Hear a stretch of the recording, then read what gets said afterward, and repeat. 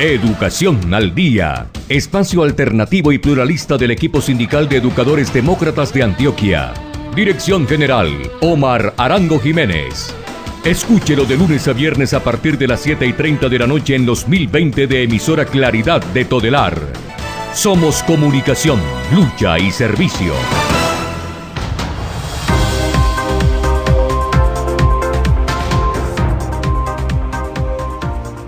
Hola, ¿qué tal, amables oyentes de Educación al Día? Muy buenas noches. Les recordamos que este es el espacio radial del equipo sindical de educadores demócratas del departamento de Antioquia. Mi nombre es Karina Arango Carbonó y hasta ahora les doy la bienvenida a este espacio radial para la educación y temas de actualidad. A esta hora saludamos a quienes nos sintonizan a través de www.educacionaldia.com.co, también a través de nuestro canal de YouTube Educación al Día. Les recordamos que estamos en cadena con Radio Farallones y la cadena HSCH. Bienvenidos.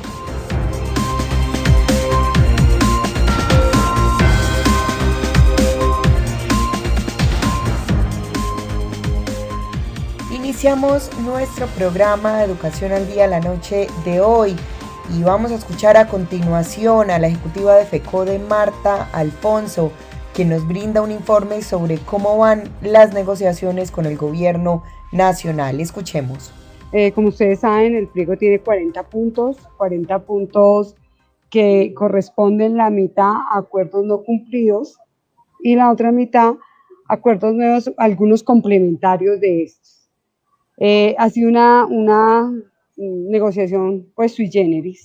FECODE nunca había estado primero en un paro social, donde hay una movilización, donde nosotros, a pesar de muchas discusiones, creo que logramos poner en la agenda un debate que es la real situación que está viviendo el pueblo colombiano. Entonces, en ese sentido, digamos que también tenemos que aprender a movernos diferente con los cambios sociales y políticos que se están dando en el país.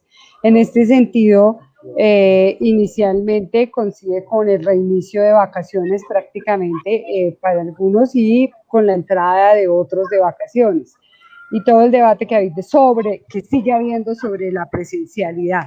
Ante esa discusión se saca un primer acuerdo que es la escuela biosegura para nosotros, donde tenemos muchos debates, porque a pesar de que el acuerdo dice que hay que respetar que el aforo y que ese aforo lo determina un metro radial, hoy tenemos instituciones donde un jefe de núcleo dice o a alguien se le ocurre decir que el distanciamiento se toma de la nariz a la nariz de los niños o cuestiones que nos parecen totalmente absurdas y que no se ponen medios para poder resolver ese problema. ¿A qué me refiero? A que nosotros en el acuerdo estipulamos que debería de concertarse las mesas de trabajo territoriales con presencia de FECODE, o sea, de los sindicatos filiales, y debería de acordarse la mesa nacional. Dado que, como esto no se ha hecho, no se ha logrado establecer estas mesas, les decíamos ayer al Ministerio de Educación que en últimas nadie respondía por nadie. Por ejemplo, en Bogotá decidieron que no nos pedían a los padres de familia que tenemos a nuestros hijos en instituciones públicas autorización. Los obligaron y le están poniendo, mejor dicho, no les dan otra posibilidad, no hay posibilidad de guía, no hay posibilidad de nada. Entonces, va o va. Y no presentan ni protocolo de bioseguridad ni nada. Entonces, el acuerdo está ahí. Y ahí ya tuvimos una discusión para que este se implementara. En ese sentido, nosotros logramos, digamos, establecer como esas condiciones y hay un punto, o sea, el primer punto era el aforo, por el cual no se podía garantizar la educación presencial. O sea, el objetivo es que haya educación presencial, pero la realidad es que tenemos salones con sobrecupo, hacinamiento, instalaciones que no cumplen las condiciones. La segunda es que se tuviera en cuenta los indicadores de la pandemia, de los niveles de contagio, a lo cual han ignorado e incluso el ministerio se molesta porque nosotros le decimos a los alcaldes que asuman su autonomía, que cómo es posible que hayan municipios con más del 85% de UCI se siga como si nada y no se toma ninguna medida, o aparece un contagio y no se activa el PRAS, que está reglamentado, porque el PRAS, que significa que se hagan las pruebas suficientes, se haga el aislamiento rápido y se generen los cercos epidemiológicos. Y ellos están ignorando estas situaciones. Entonces, al ignorar estas situaciones, ¿qué tenemos? Tenemos una condición muy complicada con maestros y maestras que se contagian y pasan muchos días para tomar la decisión de generar el cerco epidemiológico. Entonces, ahí dejamos una constancia y le seguimos diciendo al gobierno que es responsable de lo que se causa en las escuelas. El tercer punto que se acuerda es que ningún maestro, o sea, los maestros, que institución educativa que no tenga previamente protocolo de bioseguridad no se puede abrir. Sin embargo, han abierto todas las instituciones, salvo en las que han logrado algunas tutelas parar transitoriamente, porque todavía no hay fallos de fondo, pero en general han abierto con o sin condición. Entonces llegan los maestros que no hay personal de aseo, es que no hay esto, no hay lo uno, no lo otro, y ante eso nosotros le pedimos al gobierno nacional que entre realmente a regular, porque hay situaciones graves, instituciones educativas donde no hay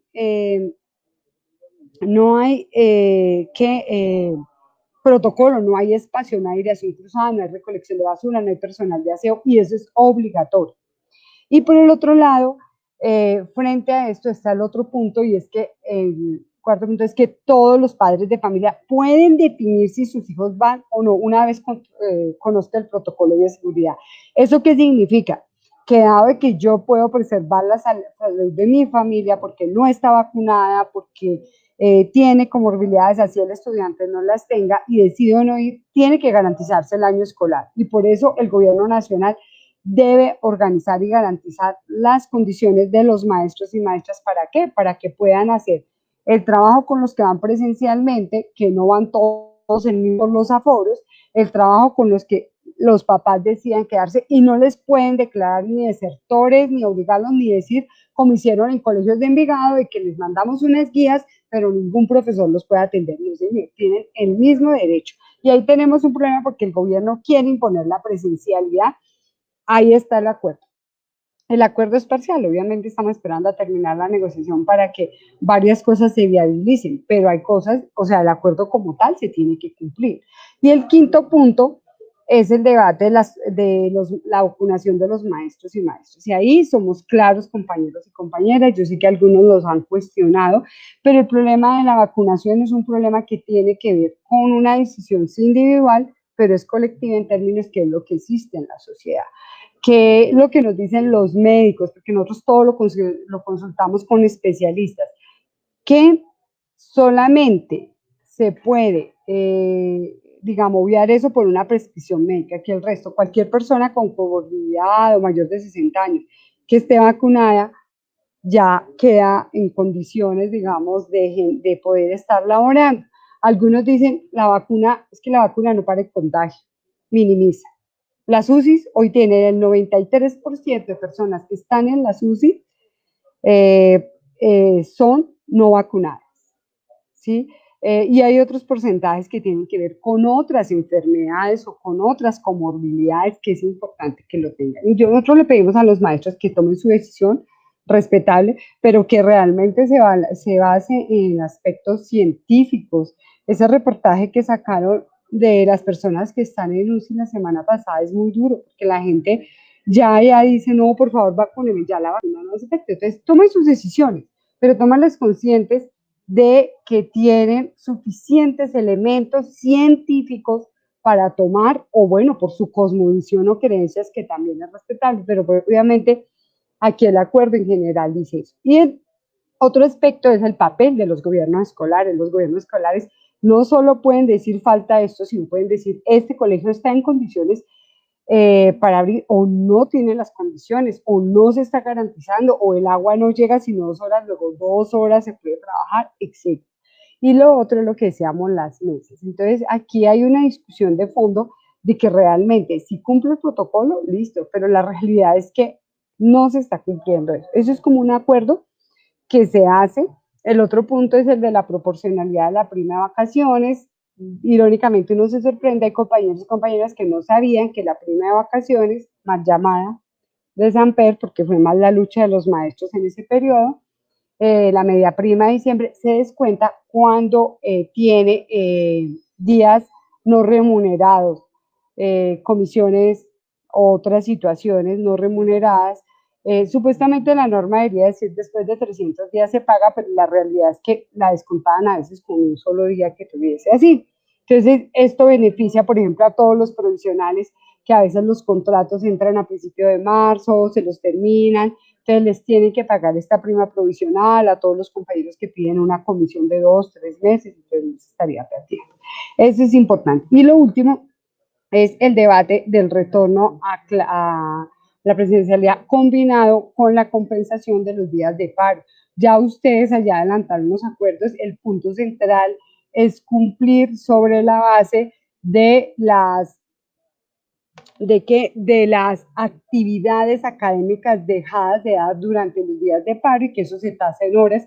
Y como se habló ayer, porque ese fue el acuerdo entre la ministra de Educación, entre la viceministra y los secretarios, es que se pueden flexibilizar, o sea, puede ser de las formas como se tenían planeadas, pueden ser presenciales, puede ser virtuales o pueden ser combinadas o con trabajo desde casa. Eso es algo que se puede hacer porque además nosotros teníamos esas actividades ya planeadas, mucha gente ya tenía planeados antes de salir del paro, por lo menos lo general, y estaban operativizando guías y además es bastante trabajo y no se puede sobrecargar a los estudiantes. Usted no puede citar un sábado si no hay protocolo de seguridad y aseadores, ojo con eso, si no están las condiciones. Entonces hay que llegar a acuerdos frente a eso. ¿Qué queda? Muchos puntos del pliego, estamos discutiendo varios bloques al tiempo, de salud, de dignificación de la profesión docente y la pregunta del millón, ¿qué pasa con el curso de los 8.000? Ahí está el debate, es cierto, el gobierno nos ofreció menos, nosotros le dimos que no, que ya había una expectativa de 8.000 docentes, no solo por el decreto, sino que había un listado publicado, que nosotros solicitábamos que se diera cumplimiento. Ahí estamos en esa presión, nosotros esperamos que se cumpla, inicialmente se prorroga por 10 días y pues esperamos sacarle, sino que se prorrogue lo siguiente. Estamos en ese trabajo, ha sido un trabajo fuerte, tratando de que esto se dé, no es fácil, pero aquí estamos nosotros en esa pelea, igual peleando otra cantidad de puntos, de ascenso del escalafón, de la evaluación de desempeño de los directivos sindicales que estamos en comisión, que fue afectada, de puntos sobre la jornada laboral, está el punto de la nivelación salarial, estamos esperando precisamente a que rápidamente terminen las negociaciones para que salgan los decretos salariales y se dé paso al alza salarial y obviamente está lo adicional para el magisterio, o sea, está el 2.61 general para todos y el 1.5 acordado este año, porque ese es un acuerdo del 2019 que no tiene ni discusión, se tiene que cumplir porque tiene fecha de vencimiento y es esa, una vez salgan los decretos y obviamente retroactivo enero. En eso estamos, compañeras y compañeras. También está el debate de salud, bastante complejo porque nosotros además tenemos licitación de pliego, ya sobrecarga total, estamos en esa discusión de la estructuración porque siempre la debilidad es en garantizar, demostrar que hay incumplimientos. Y tristemente tenemos esa debilidad porque los maestros y maestras se quejan mucho, pero escriben muy poco. O sea, cuando usted va a ver los PQRs y porque es ahí donde usted dice, mire, es que esto demuestra que se demoran en una cita que deberían de dar en 2 días, la están dando en un mes o entre 8 días, una urgencia tal cosa, y eso no lo podemos demostrar porque no podemos. Tiene que ser con hechos y por eso llamamos a los maestros y maestras a que siempre pongan la queja por los mecanismos que hay como veedores de salud. Eso sería. Contarles que para el segundo servicio estamos generando también un trabajo pedagógico desde el lado de derechos humanos, como formadores de derechos humanos, que pronto daremos a conocer, son los títulos de memoria y el acompañamiento a la construcción de crónicas en los municipios PDF y en los otros municipios a nivel nacional.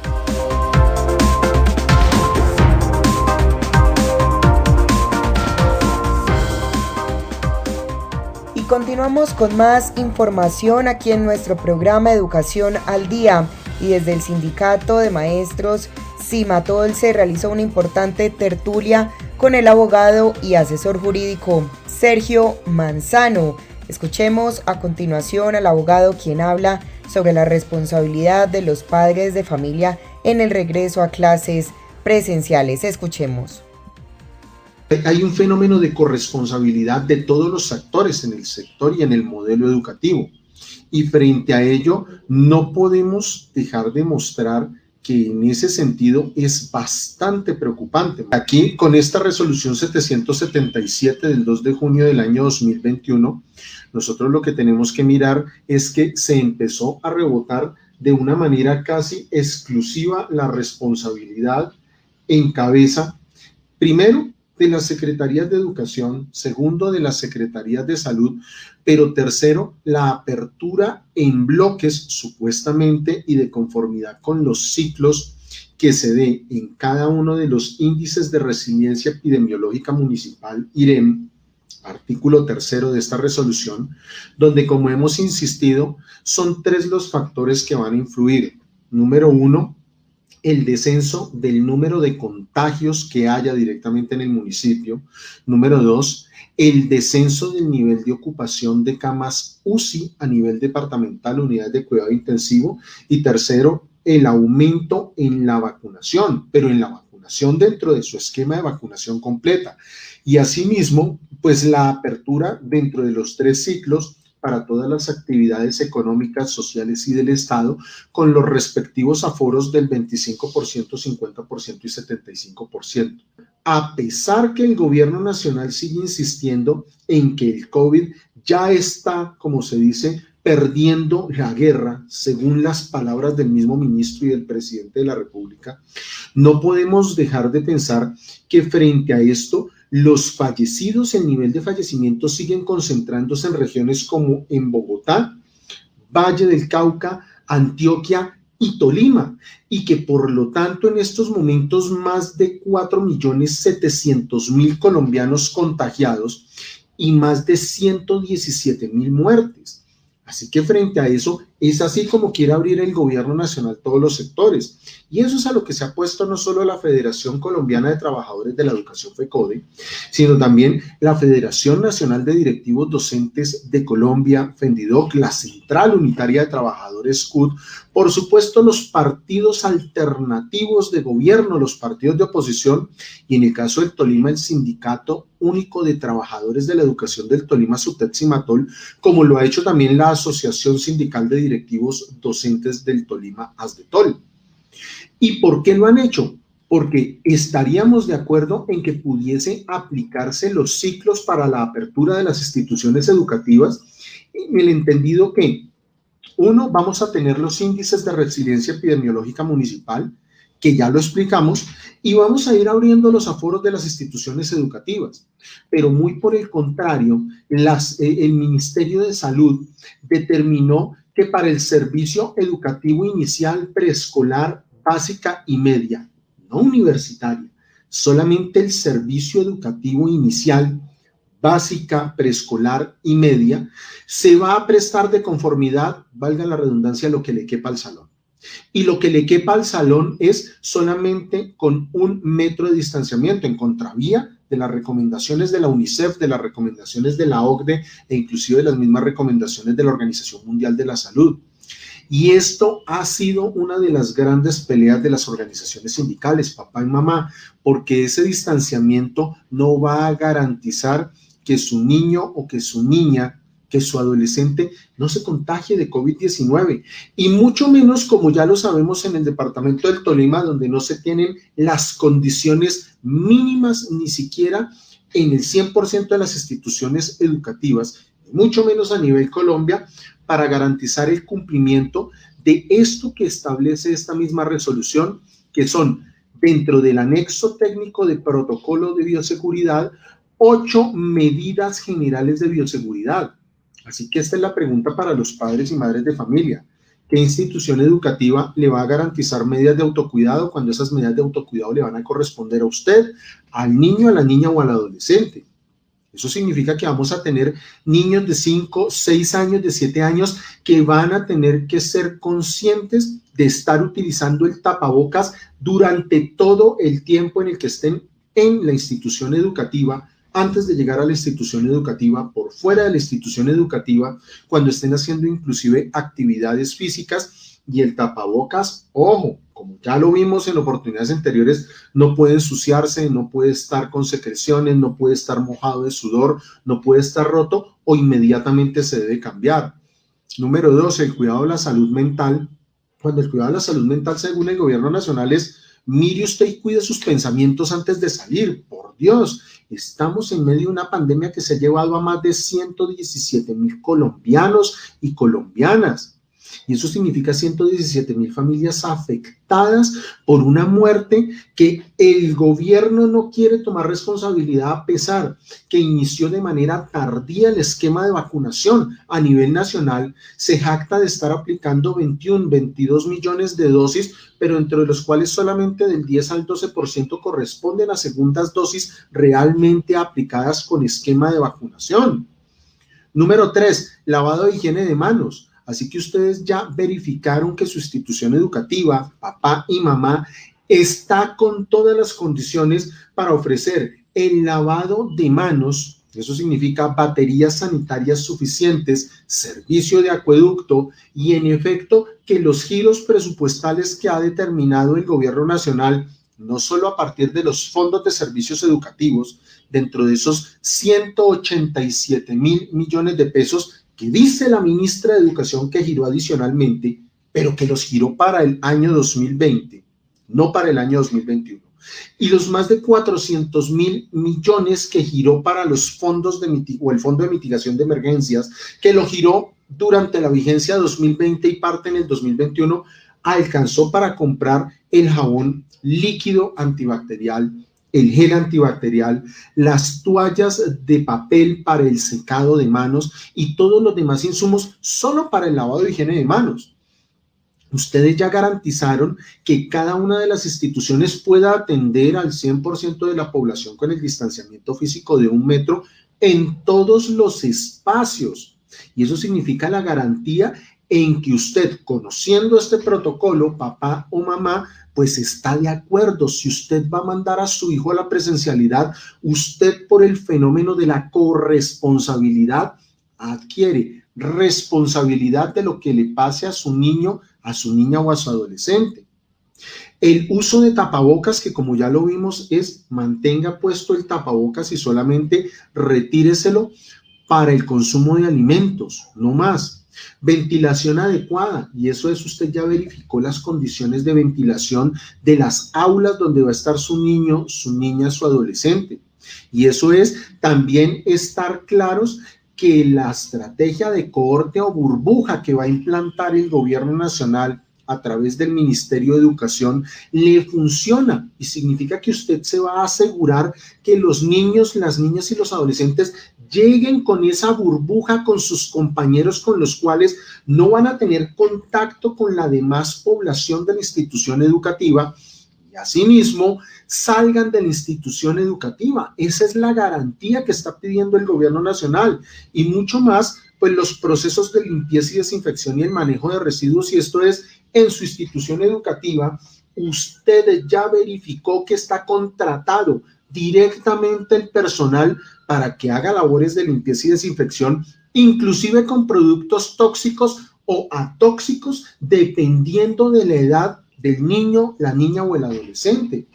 Y no que van a poner a los padres de familia a que hagan jornadas de aseo, ni mucho menos el manejo de los residuos, porque el manejo de los residuos ya tiene unos protocolos especiales donde ahora les vamos a sumar residuos de carácter clínico que deberían inclusive ir en bolsa roja, como lo son los tapabocas y aquellos derivados del uso que se tenga en superficies con las cuales tenga contacto las personas, es decir, niños, niñas, adolescentes, docentes, directivos, docentes, personal administrativo y personal de apoyo logístico.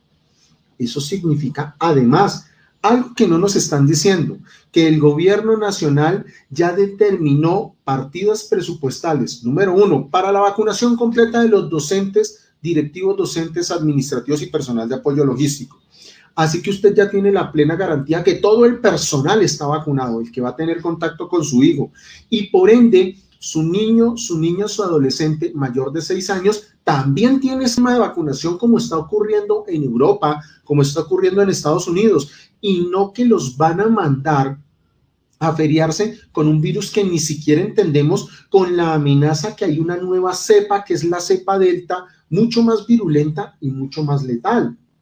Y adicional a ello, pues ha manifestado también, como lo determinó la directiva número 5 del año 2021, expedida por el Ministerio de Educación Nacional, que usted ya tiene una decisión libre e informada con la cual usted va a definir si quiere o no quiere enviar a su niño o a su niña o a su adolescente a la institución educativa.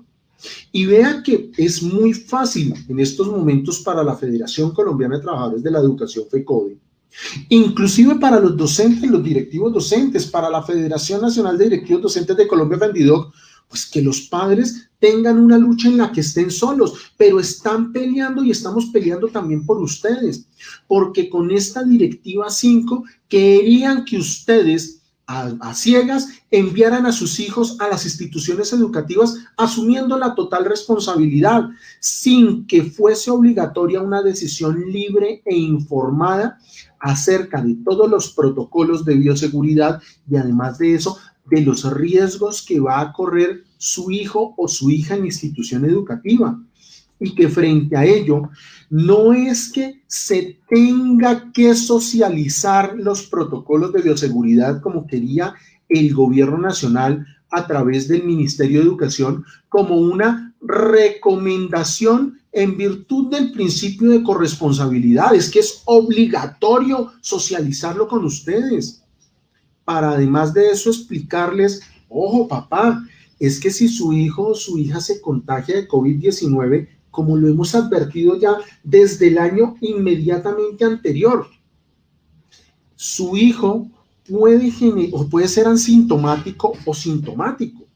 Y si es asintomático, pues lo mandamos a la casita, se queda en la casa 15, 20 días, 21 días y no va a tener ningún inconveniente. Oiga, pero si es sintomático, si genera síntomas, los síntomas pueden ser leves, moderados o graves. Y si son leves o moderados, pues su tratamiento será en casa con acetaminofén, con antiinflamatorios, seguramente con inhaladores para el tema de los pulmones y no va a generar mayor complicación y luego volverá a la institución educativa cuando la prueba PCR salga negativa. Pero si son síntomas graves, vaya usted con esta dramática cifra que tenemos en el Tolima y consiga una cama UCI en cualquier parte de los municipios del Tolima. Y si consigue la cama UCI, pues tiene que saber que su hijo puede tener consecuencias, es decir, secuelas de carácter permanente o de carácter transitorio. Puede tener lesiones osteomusculares, puede tener lesiones gastrointestinales, puede quedar oxígeno dependiente, puede perder el sentido del olfato, puede perder el sentido del gusto o le puede causar la muerte el COVID-19.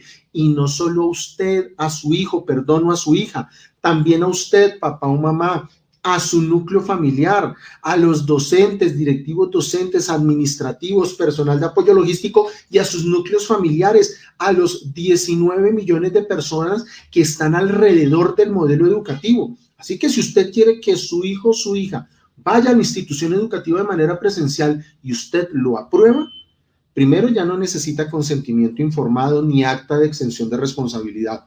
Con el solo hecho que usted lo envía a la institución educativa, usted adquiere la responsabilidad de lo que pase con su hijo o con su hija. Después no venga a decir que la institución educativa, que el directivo docente, que la Secretaría de Educación o el Ministerio de Educación. Eso era lo que no le estaban informando a los docentes. ¿Y qué logró la Federación Colombiana de Trabajadores de la Educación, FECODE?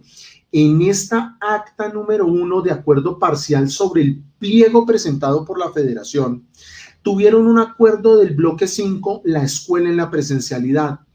Dentro de eso, escuela biosegura con condiciones previas y verificables por el gobierno escolar para el retorno o no a las clases presenciales, según las condiciones exigidas por la UNICEF, exigidas por la OIT, el anexo técnico de la resolución 1721 del año 2020, pero sobre todo, y me voy a pasar a la segunda página del acuerdo para decirle que en eso, mire lo que logró.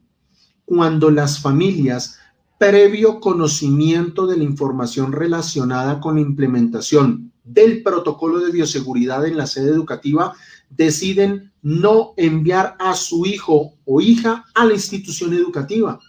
Es que antes nos estaban diciendo que era obligatorio que se enviaran, porque el programa de alimentación escolar PAE se iba a prestar solamente de manera presencial, porque la única excepción que se podría tener para no acudir a la presencialidad era que con situaciones de salud ocasionadas por el COVID-19 o con relación con la pandemia, la familia manifestara su imposibilidad de asistencia, y era solamente durante ese periodo. Y aquí está la directiva ministerial número 5, el numeral segundo del literal E, así nos lo establecía. Oiga, mire, la FECODE peleando por los padres y las madres de familia.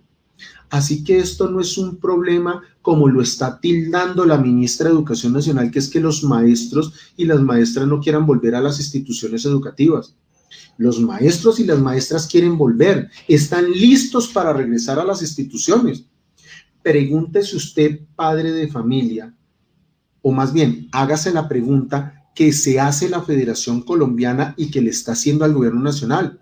Las instituciones educativas están en estos momentos listas para recibir a los docentes, a los directivos docentes, al personal administrativo, al personal de apoyo logístico, a los niños, a las niñas, a los adolescentes, y la respuesta es un no. No hay institución educativa en este momento que cuente con un protocolo, instituciones educativas de carácter público, estoy hablando, que cuenten con el cumplimiento solamente de los 8 puntos del protocolo de bioseguridad de la resolución 777.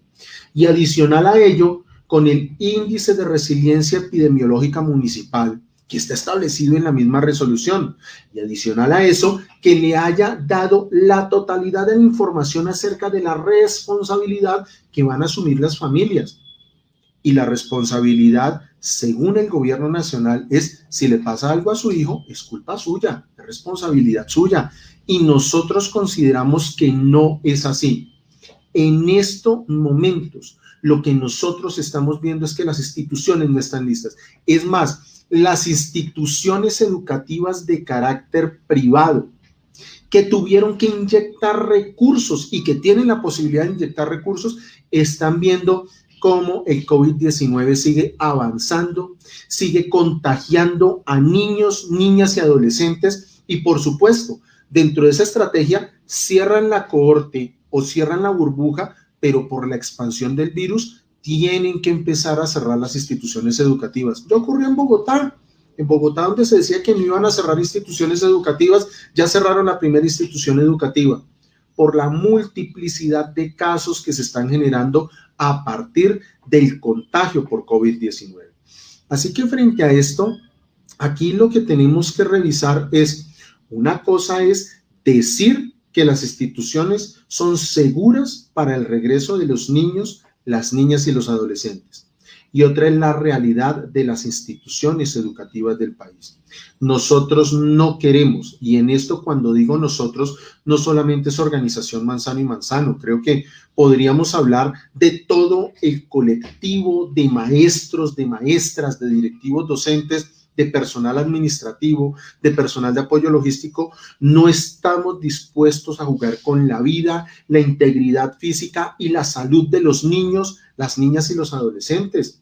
Artículo 11, artículo 44, artículo 45, artículo 48 de la Constitución Nacional, en bloque con el artículo 93, que trae el Pacto de San José de Costa Rica como la vida, como un bien inviolable, un derecho inviolable, perdón. No podemos estar en estos momentos cuando ni siquiera hemos bajado de los 15,000 o 16,000 contagios diarios. Es que nos vienen diciendo que el COVID ya está cediendo. Sí, porque bajamos de 30,000 a 16,000 casos. Sin embargo, seguimos teniendo cifras alarmantes. El problema es que el gobierno nacional ya no le puede echar la culpa al paro nacional. Ya no le puede echar la culpa a los docentes, ni a los directivos docentes, ni a los trabajadores, ni a los colombianos y colombianas que participamos en el paro nacional desde el 28 de abril. Ahora tiene que asumir la responsabilidad de la apertura de los sectores económicos, de los sectores sociales y de las actividades del Estado que empezó a ejercerlas desde el mes de junio. Lo que pasa es que la educación ha tenido una consideración adicional y es por el actuar de las organizaciones sindicales que de manera acertada, como SUTEP y Matol, interpusieron acciones de tutela, de muchos padres y madres de familia que interpusieron acciones de tutela ante la eventual transgresión de los derechos de sus hijos y de sus hijas, de muchos maestros y maestras, oiga, que ni siquiera habían recibido la vacunación completa, porque solo tenían la primera dosis o resulta que estaban con COVID-19 o habían pasado por COVID-19 o son madres gestantes o madres lactantes y no pueden recibir el esquema de vacunación.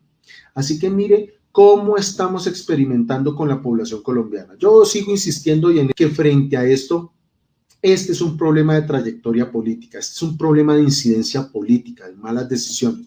Y por supuesto, hay otros temas que seguramente van a hablar la compañera Marta Alfonso con la negociación que va con la federación, con el tema de la evaluación con carácter diagnóstico formativo, a lo que ha sucedido, pero pues en este espacio, en este momento, en lo que a mí me corresponde es que existe un grave riesgo para las familias en Colombia por asumir responsabilidades que el gobierno nacional quiere que se asuman sin decirlas, ni siquiera. Una cosa es la instrucción que estaba dando el Ministerio de Educación Nacional, instrucción cruzada con la Directiva Ministerial 5 del 21 de junio del año 2021, y otra cosa es el acuerdo al que ya se llegó con la Escuela Biosegura en presencialidad o para la presencialidad, dentro del cual si el padre o madre de familia, derivada de la información suficiente, ojo, porque es que el Consejo de Estado, en sentencia del 15 de enero del año 2021, cuando hizo el control inmediato de legalidad de la directiva número 11 del 2020, determinó que la decisión libre e informada de los padres de familia que determinaran que había un tratamiento distinto para cada una de esas situaciones se debe respetar. Es que no podemos tener funcionarios ni de las secretarías de educación, ni mucho menos, ojo, compañeros rectores, que vayan a estarle diciendo a los papás y a las mamás que es que primero que los van a declarar desertores o que los van a denunciar en las comisarías de familia, porque eso es un constreñimiento ilegal, compañeros. Ojo, se van a meter en problemas ya del resorte de la Fiscalía General de la Nación. Es que papá y mamá son los que tienen el ejercicio de la patria potestad, y si dentro de sus condicionamientos tenemos que tener no solamente los sociales, culturales, económicos, familiares, si el núcleo tiene enfermedades base o comorbilidades, etcétera, etcétera, deciden no enviar a su hijo a la presencialidad, pues la institución educativa tendrá que ofrecer precisamente las alternativas. ¿Cómo se van a ofrecer? Pues es lo que no nos ha dicho el Ministerio de Educación. No es que el Ministerio de Educación, papás y mamás, determinó que todos los maestros se van a la presencialidad. Es que esto es un problema complejo. Así que necesitamos que los padres de familia se reúnan en las asociaciones de padres de familia, se reúnan en las juntas de padres de familia. ¿Para qué? Para que discutan este tema, para que le manden una posición unificada. Tenemos instituciones educativas donde ya dicen ni un solo niño va a la presencialidad. ¿Y qué van a hacer los maestros? Sentarse de brazos en la institución educativa, cruzaditos ahí y no hacer nada, porque la institución no tiene ni siquiera las condiciones de conectividad para estar dando clases, ojo, no virtuales, sino se llaman clases sincrónicas con asistencia de medios digitales o medios técnico-digitales, porque es que aquí las clases están siendo en vivo y en directo.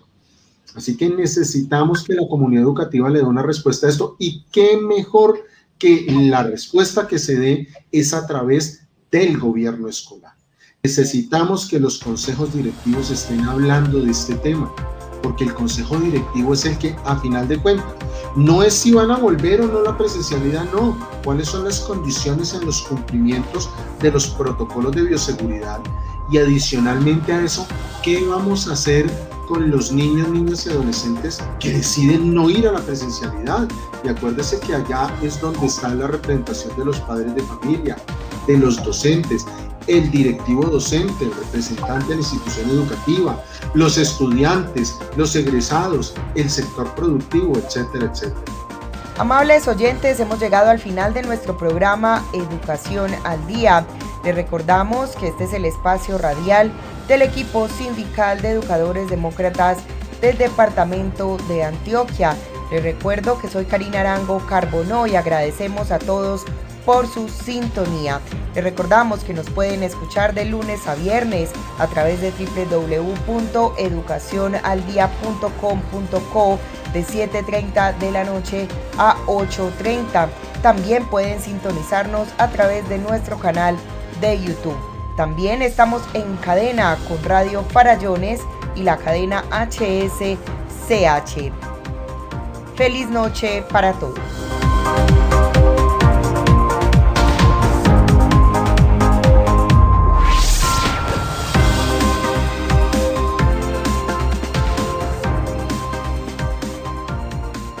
Educación al Día, espacio alternativo y pluralista del equipo sindical de educadores demócratas de Antioquia. Dirección General, Omar Arango Jiménez. Escúchelo de lunes a viernes a partir de las 7:30 de la noche en los 1020 de emisora Claridad de Todelar. Somos comunicación, lucha y servicio.